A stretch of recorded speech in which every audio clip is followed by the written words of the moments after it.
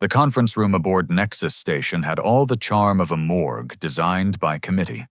Sterile white walls, angular furniture that seemed engineered to prevent comfort, and air recyclers that hummed with the enthusiasm of dying insects. It was, according to the station's promotional materials, diplomatically neutral. In practice, this meant it offended everyone equally, which passed for progress in galactic politics. Ambassador Kethavar of the Hegemony sat across from Tribune Resonance of Distant Thunder, representative of the collective, and both looked like they'd rather be having root canals performed by enthusiastic amateurs. The ceasefire negotiations had been dragging on for 3 standard months, which was roughly equivalent to watching paint dry in real time while someone read tax codes aloud. Your proposal regarding the Kepler 442 system remains unacceptable, Kethavar announced, her mandibles clicking in what passed for diplomatic politeness among her species. The sound resembled someone playing castanets with arthritis. The Hegemony's claim predates your collective's expansion by 47 standard years. Resonance of Distant Thunder's crystalline form shifted colors from calm blue to irritated amber, a light show that would have been beautiful if it weren't expressing the urge to commit genocide. Temporal primacy holds no meaning when your claim consisted of a single survey drone. The collective established permanent mining operations while your people were still debating committee formations. We were ensuring environmental compliance. You were paralyzed by bureaucratic inefficiency, as usual. The human observer in the corner had been taking notes for 2 hours without saying a word, which was apparently some kind of galactic record for her species. Both aliens had been briefed that Terrans were compulsive talkers who asked inappropriate questions and generally made nuisances of themselves. This one's silence was more unnerving than chatter would have been. She looked unremarkable by human standards.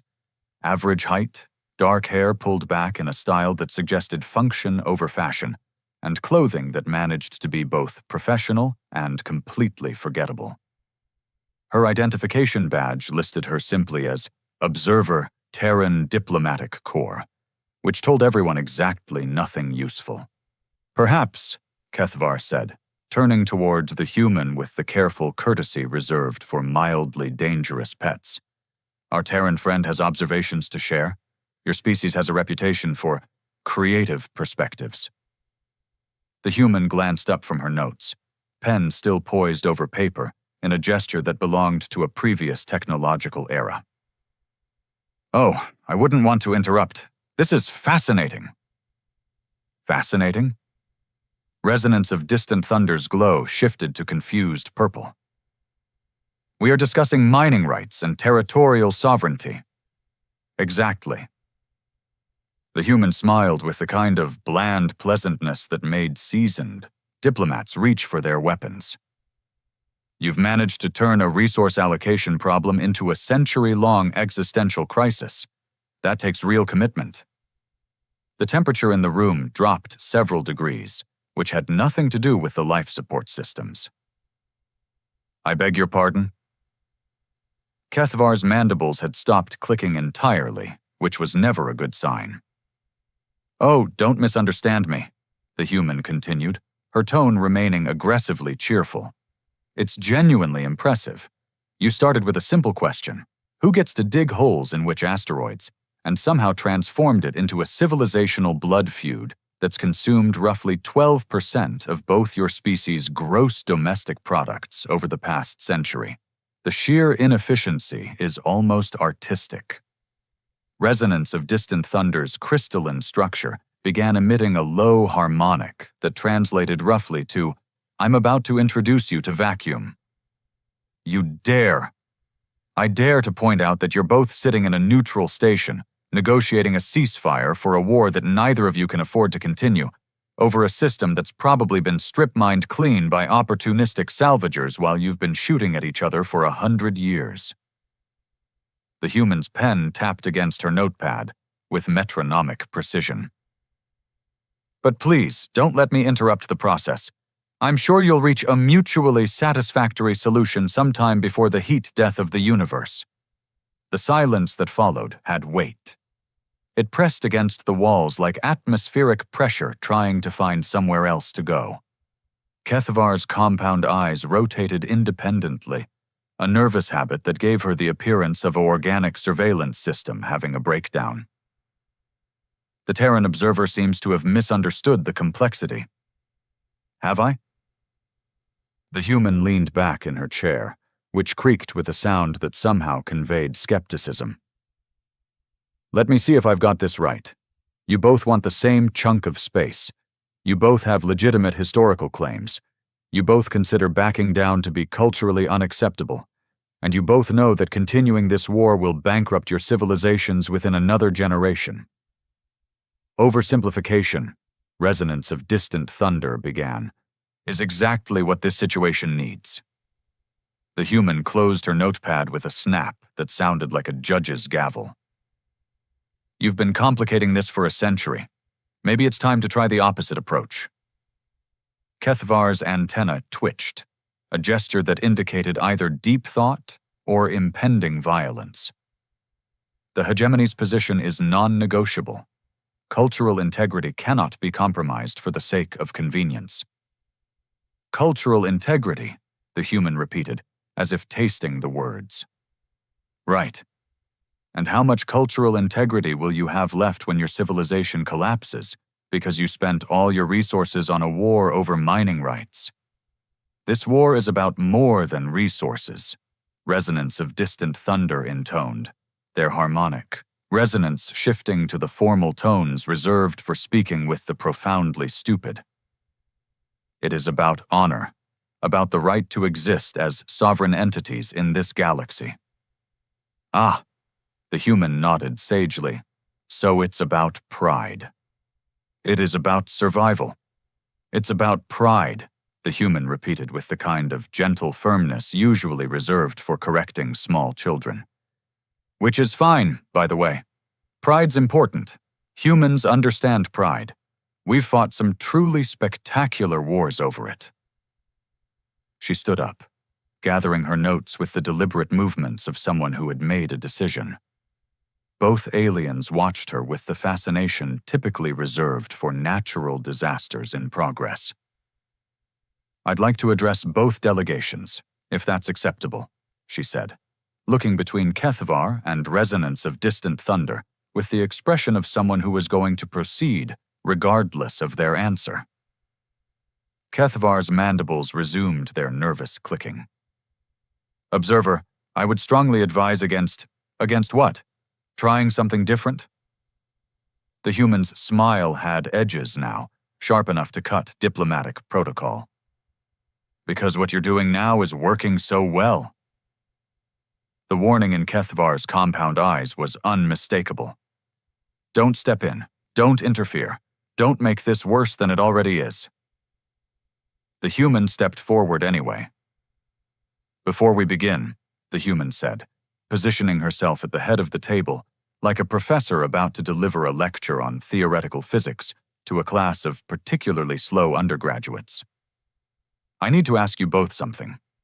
How familiar are you with the concept of a Pyrrhic victory?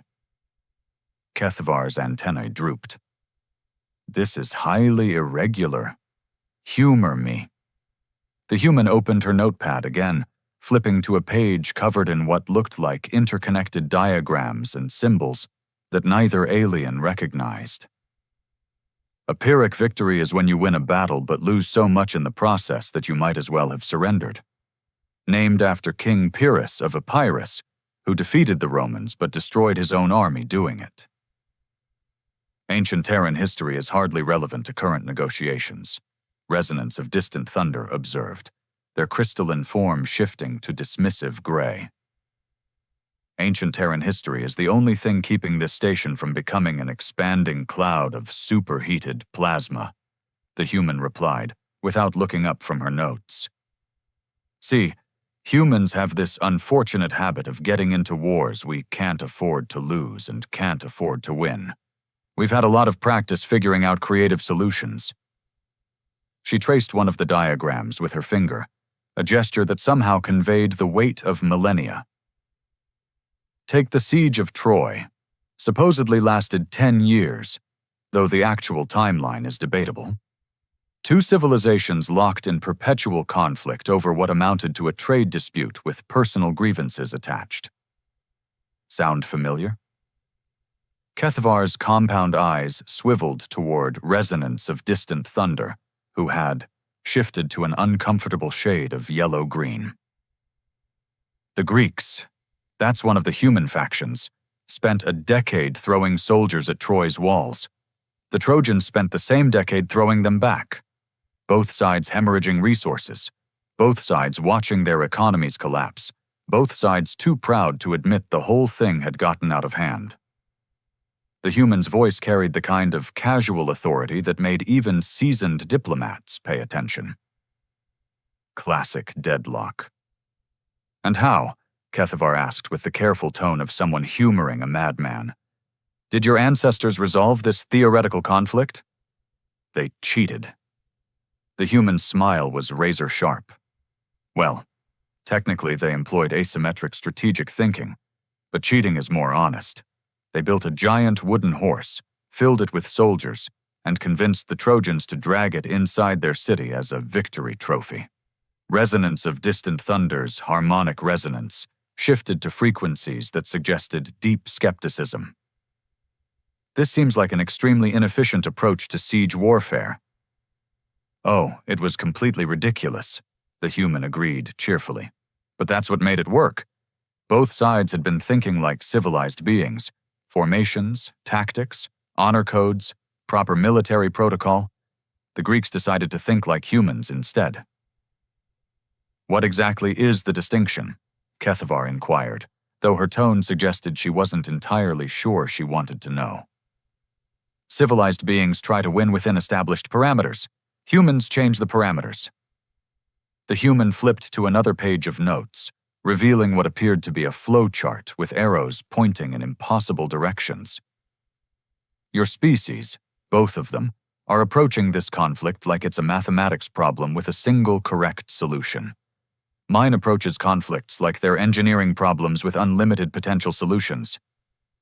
She stood up and began pacing, which in the confined space of the conference room created the effect of a caged predator giving a philosophy lecture.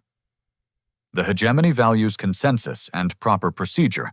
Your entire governmental structure is built around committee approval and systematic analysis of every possible variable before making decisions. Efficient governance requires careful deliberation, Kethavar protested, though her mandibles clicked uncertainly. And the collective prize is harmonic unity and shared consciousness. Every decision gets processed through your entire population until you achieve perfect resonance on the optimal course of action. Wisdom emerges from multiplicity of perspective, resonance of distant thunder intoned. Right. So when you two collide over territory, you each apply your species' fundamental approach to problem solving. The hegemony forms committees to study the legal precedent and establish proper protocols. The collective achieves harmonic consensus on the morally correct territorial boundaries. The human stopped pacing and turned to face them both. And then you spend a century shooting at each other because your optimal solutions are mutually exclusive. The silence stretched uncomfortably. Outside the conference room's viewport, stars wheeled in their ancient patterns, indifferent to the civilizations that claimed them. You're suggesting, Kethavar said slowly, that our conflict stems from fundamental incompatibilities in cognitive architecture. I'm suggesting that you're both trying to solve the same problem using methods that guarantee failure. The human returned to her seat, but perched on the edge as if ready to spring into action. The Trojans and Greeks had the same issue. Greeks valued individual glory and tactical innovation. Trojans valued collective defense and traditional honor. Both approaches were perfectly valid within their own frameworks. But the Greeks won, resonance of distant thunder pointed out. Did they? The human's eyebrows raised with theatrical skepticism. Troy fell, sure, but the Greek coalition dissolved immediately afterward. Most of the victorious leaders died violent deaths or spent years wandering lost in space, metaphorically speaking. Pyrrhic victory, remember? She leaned forward, and something in her posture suggested that the real conversation was finally beginning. The interesting question isn't who won the Trojan War. It's why later civilizations remembered it as the template for how to end impossible conflicts. Because the horse strategy was replicable? Kethvar ventured. Because it wasn't. The human's grin was predatory now. You can't pull the same trick twice. Ask any human military historian. The value wasn't in the specific solution, it was in the approach. When conventional methods fail, you don't try harder conventional methods. You find the third option that neither side considered. Resonance of distant thunder's crystalline form flickered through several colors, before settling on thoughtful purple. You believe such an option exists for our territorial dispute? I believe you've been so focused on who gets the Kepler system that you've ignored other possibilities entirely. The human opened her notepad to a fresh page and drew 2 circles that didn't quite touch. What if the question isn't who wins, but how you both win in ways the other side can accept? Kethavar's antennae twitched. Impossible. Zero-sum territorial disputes can't be resolved using hegemony decision-making frameworks, no, and they can't be solved using collective harmonic resonance either. The human drew a third circle that overlapped both others. But they might be solvable using human psychological manipulation masked as diplomatic innovation. The words hung in the air like a challenge that neither alien quite knew how to address. You're proposing to manipulate us? Resonance of distant thunder's harmonic frequencies shifted towards something that resembled offended dignity. I'm proposing to give you what you actually want instead of what you think you want. The human clicked her pen closed with finality. But first, I need to know, are you both more committed to winning this war or to ending it? The question, simple as it was, somehow managed to reframe everything that had come before. And neither alien could answer immediately. The human waited for exactly 17 seconds, long enough for the question to sink in, not long enough for either alien to formulate a diplomatic non-answer. It was a technique that would have impressed professional interrogators, if any had been present to witness it. Right then, she said, pulling out a data tablet that materialized from somewhere in her unremarkable jacket. Let's talk about what victory actually looks like for each of you. She tapped the screen, bringing up what appeared to be economic projections that neither alien recognized, but both found immediately compelling. Numbers had a way of transcending species barriers. Hegemony victory condition, she announced, with the brisk efficiency of someone reading a shopping list. Complete territorial sovereignty over Kepler 442, validation of your legal precedent, and enough resource extraction to fund your next 3 infrastructure projects. Also, ideally, some way to demonstrate that proper committee procedures triumph over mob-think consensus building. Kethavar's compound eyes rotated in what might have been surprise. That's remarkably accurate. Collective victory condition, territorial access based on utilization priority, confirmation that efficient resource development trumps bureaucratic paralysis, and enough mineral wealth to expand your crystalline matrices into the next spiral arm. Plus, you'd like to prove that unified consciousness creates better outcomes than fragmented individual decision-making. Resonance of distant thunder shifted through several color spectrums before settling on grudging amber. Your intelligence gathering is more sophisticated than anticipated. Intelligence gathering? The human laughed, a sound that somehow managed to be both musical and slightly unhinged. I spent 2 hours listening to you argue. You told me everything I needed to know about your motivations, your fears, and your completely incompatible definitions of success." She stood up again, but this time her movement had purpose beyond nervous energy. "Here's what's going to happen. You're both going to get exactly what you want, simultaneously, in the same location, and you're both going to thank me afterward." The temperature in the room seemed to drop, though the environmental controls maintained their steady hum. "Explain," Kethavar demanded, her diplomatic courtesy finally cracking under the weight of impossibility. "Competitive colonization." The human said the words like they explained everything, which they emphatically did not. "You're going to race each other to develop Kepler 442. Both of you. At the same time, in the same system." Resonance of distant thunder's harmonic resonance shifted to frequencies typically associated with imminent violence. "Territorial occupation cannot be shared." Who said anything about sharing? The human's tablet displayed a three-dimensional model of the Kepler system, with orbital mechanics that looked suspiciously like a racetrack. "You're not sharing territory. You're competing for it, in public, with judges and prize money." The silence that followed had a quality that suggested both aliens were reconsidering their species' traditional approaches to dealing with insanity. "You want us," Kethavar said with the careful precision of someone diffusing an explosive device, "to turn our territorial dispute into a sporting event?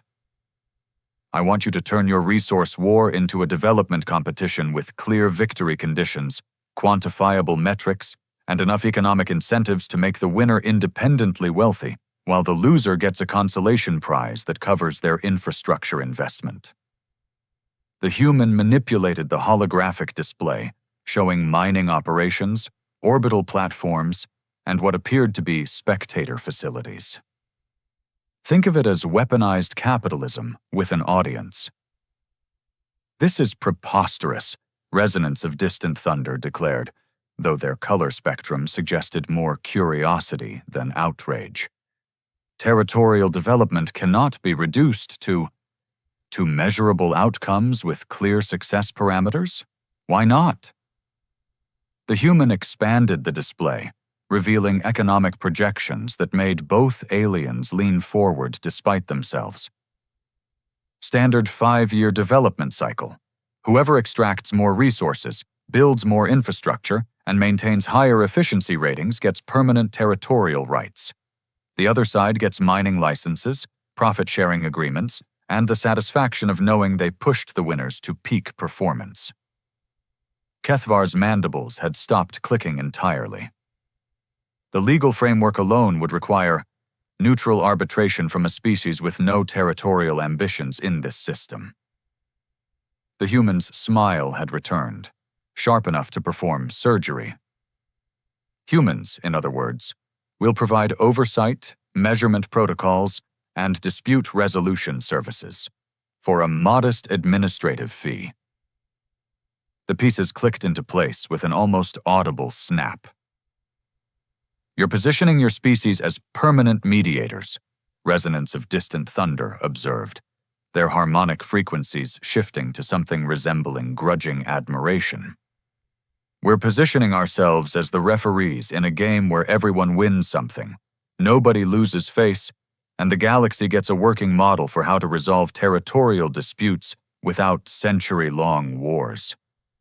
The human collapsed the holographic display with a gesture that somehow conveyed satisfaction. "Your species get to compete using their actual strengths instead of trying to destroy each other's weaknesses. Our species gets to study advanced terraforming, techniques, exotic matter extraction, and crystalline matrix engineering while maintaining political neutrality." She sat back down, but her posture suggested someone who had just played a winning hand in a high-stakes card game. The hegemony gets to demonstrate that systematic planning and committee oversight can outperform intuitive consensus building. The collective gets to prove that unified consciousness creates more efficient outcomes than fragmented individual decision-making, and whichever approach works better gets validated in front of the entire galaxy. Kethavar and Resonance of Distant Thunder exchanged what might have been meaningful looks, though their respective biologies made emotional communication across species boundaries somewhat challenging. "What makes you believe," Kethavar asked slowly, "that either of our civilizations would accept such an arrangement?" "Because you're both terrified of losing, and this way nobody has to." The human's voice carried the kind of gentle certainty typically reserved for explaining basic physics to small children. "You get to keep fighting, just with construction equipment instead of antimatter weapons. Your populations get to maintain their cultural pride while watching their enemies work themselves to exhaustion trying to outcompete them. And at the end of 5 years, somebody gets to claim total victory while the other side gets to claim they made the winners earn it." She paused, letting the implications settle like sediment in still water. "Unless, of course, you'd prefer to continue the current arrangement. I'm sure your respective Treasury departments will be thrilled to fund another century of mutually assured economic destruction." The human closed her tablet with a click that sounded suspiciously like a trap closing. "So," she said, with the air of someone wrapping up a routine business meeting, "shall we discuss implementation details, or do you need time to run this past your respective decision-making processes?" Neither alien answered immediately, but for the first time in 3 months of negotiations, neither of them was reaching for their weapons either. 6 months after the signing of what galactic historians would eventually call the Kepler Accords, though the participants had insisted on calling it the Competitive Development Framework, because apparently even revolutionary diplomatic breakthroughs needed bureaucratic names, Commander Elena Vasquez sat in her private office aboard the diplomatic vessel Machiavelli, reviewing reports that would have given most species nightmares about humanity's true intentions. The reports made for fascinating reading if you enjoyed watching civilizations unknowingly dance to orchestrated music. Her communication terminal chimed with an incoming priority transmission from Earth Central Diplomatic Command. The face that appeared belonged to Director Chen, whose expression suggested someone trying very hard not to look smug while failing, spectacularly. "Report, Commander," Chen said without preamble, though his tone carried the satisfaction of a chess master announcing checkmate in 12 moves.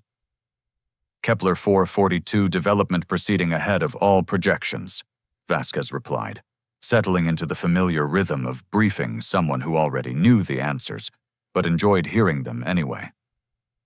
"The hegemony has established 17 mining platforms with efficiency ratings that exceed their previous best performance by 32%.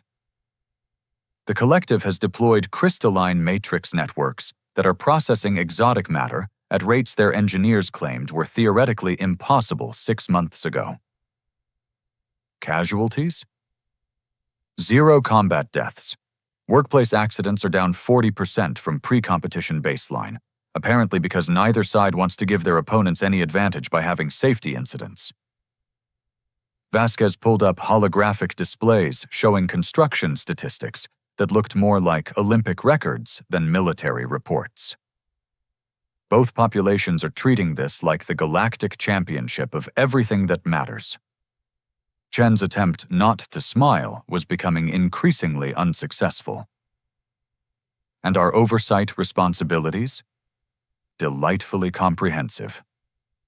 Vasquez gestured toward data streams that represented technological intelligence gathering disguised as neutral monitoring. "We've gained complete access to Hegemony Committee optimization protocols, collective harmonic resonance engineering, advanced terraforming techniques that neither species had shared with anyone previously, and exotic matter refinement processes that our physicists are describing as revolutionary when they're not giggling like schoolchildren. Any signs that either side recognizes the broader strategic implications? They're too busy trying to outdo each other to worry about what we're learning from watching them do it." Vasquez pulled up efficiency charts that showed both civilizations pushing their technological capabilities to unprecedented levels. "The hegemony thinks they're proving the superiority of systematic planning. The collective thinks they're demonstrating the power of unified consciousness. Neither has considered that we're proving the superiority of humans at making other species solve our problems for us. Chen finally allowed himself a full smile, which on his weathered features looked roughly like a shark contemplating dinner. Speaking of other species solving our problems, how are the secondary operations proceeding? Vasquez's expression shifted to something that might have been professional satisfaction, mixed with mild disbelief at the scope of their success. The Zenith Republic and the Outer Spiral Confederation have requested our mediation services for their border dispute in the Vega sector. The Synthetic Collective wants us to referee their disagreement with the Biopurist Alliance about consciousness recognition protocols. And the Trade Federation has formally invited us to establish permanent arbitration facilities in the Centaurus cluster. All following the Kepler model? With variations. The Vega situation involves competitive infrastructure development instead of resource extraction. The consciousness protocols dispute is being resolved through collaborative research projects with human oversight. The trade disagreements are getting settled through economic development contests. Vasquez manipulated her displays to show a galactic map dotted with human diplomatic installations. Every solution is different, but they all result in the same outcome, which is humanity becomes indispensable while gaining access to technologies, resources, and strategic positions that would have taken us centuries to develop independently. The map zoomed out, revealing the true scope of human diplomatic penetration across known space. We're not conquering the galaxy, Director. We're becoming its nervous system. Chen leaned back in his chair, and for a moment his expression shifted from professional satisfaction to something approaching awe. Estimated timeline for achieving strategic parity with elder civilizations? At current rates? 15 years for technological parity, 25 for economic equivalence, 40 for military capabilities we'll never need, because everyone will be too busy competing with each other under our supervision to fight us. Vasquez closed the galactic display with a gesture that somehow conveyed the weight of species-level ambition. The beauty of it is that nobody loses. Every civilization gets to maintain their cultural identity, pursue their strategic objectives, and prove their superiority over their traditional enemies. They just do it all under human observation, while following human-designed frameworks that coincidentally serve human interests. And our next assignment? Vasquez's terminal chimed with an incoming priority message. She opened it, scanned the contents, and looked up at Chen with an expression that suggested the universe's capacity for irony had not yet been exhausted. The hegemony and the collective have jointly requested our assistance in mediating a dispute with the stellar monarchy about territorial expansion rights in the Andromeda approach vectors. She paused, letting the implications settle. Apparently, our success at Kepler 442 has convinced them that human arbitration produces optimal outcomes for complex territorial negotiations. Chen's smile reached predatory proportions. They want us to teach them how to compete with a third party. They want us to referee a three-way territorial dispute between civilizations that have been spacefaring since before humans discovered fire. Vasquez closed the message and began gathering her reports. In 6 months, we've gone from being the new species that nobody took seriously to being the referees that everybody trusts to manage conflicts they can't resolve themselves. And they still think they're getting the better end of these arrangements. They are getting the better end of these arrangements. That's what makes it work. Vasquez stood, collecting her materials with the efficient movements of someone preparing for the next impossible negotiation. Everyone wins something they actually want. Everyone gets to maintain their dignity. And everyone agrees that humans are remarkably good at finding creative solutions to insoluble problems. She moved toward the door, then paused as if struck by an afterthought that wasn't afterthought at all. The truly elegant part, she said, is that it's all completely honest. We never lied about our capabilities or our intentions. We just never mentioned that our greatest strength isn't military technology or economic power, or even diplomatic skill. What is it then? Vasquez's smile carried the weight of a species that had spent millennia turning disadvantages into strategic advantages through sheer bloody-minded creativity. We're the only civilization in known space that's weird enough to convince everyone else that fighting each other is less interesting than trying to impress us. The door closed behind her with the soft whisper of inevitability, leaving Chen alone with reports that detailed humanity's quiet conquest of a galaxy that had never seen it coming. Outside the viewports, stars wheeled in their ancient patterns, indifferent to the species that claimed them, unaware that one particular species had just figured out how to claim them all without firing a shot.